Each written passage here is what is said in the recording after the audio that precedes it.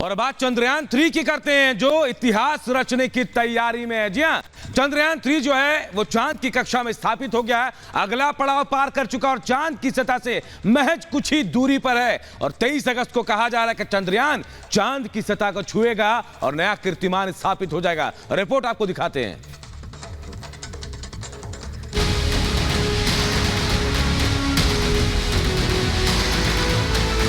चंद्रयान 3 के लिए आज का दिन काफी अहम है। चंद्रयान आज अपने अगले पड़ाव को पूरा करेगा, यानी चांद की कक्षा में पहुंच चुके चंद्रयान के दोनों मॉड्यूल अलग होंगे और अपनी अलग अलग यात्रा पर निकलेंगे। कक्षा में रहते हुए प्रणोदय मॉड्यूलर लैंडर से अलग होकर लैंडिंग प्रक्रिया की तैयारी करेगा। इसरो के मुताबिक प्रोपल्शन मॉड्यूल चंद्रमा का चक्कर लगाना जारी रखेगा और स्पेक्ट्रम के चारों डेटा इकट्ठा करने के लिए अपने एकल उपकरण के साथ पृथ्वी का निरीक्षण करेगा, जबकि लैंडर अपनी सबसे महत्वपूर्ण यात्रा शुरू करेगा। चंद्रयान 3 का चांद की अंतिम कक्षा में प्रवेश 16 अगस्त को सुबह 8:30 बजे से शुरू हो गया था। चांद की अंतिम कक्षा में प्रवेश के बाद चंद्रयान को अब अपना अगला महत्वपूर्ण चरण पूरा करना है।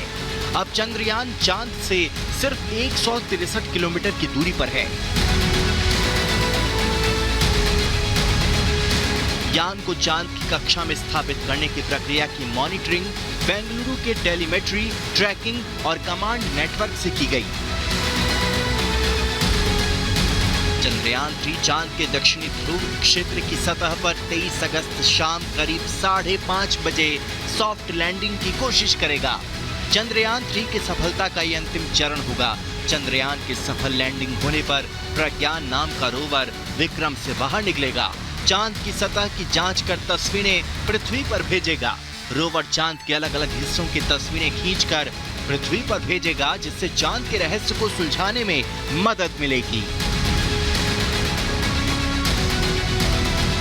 14 अगस्त को श्रीहरिकोटा से चंद्रयान 3 लॉन्च किया गया था, जो अब तक के सभी पड़ाव पार कर एक महत्वपूर्ण फेज में पहुंच गया है। चंद्रयान 2 की असफलता के बाद इसरो के वैज्ञानिकों ने किसी भी तरह की चूक की संभावना नहीं छोड़ी है।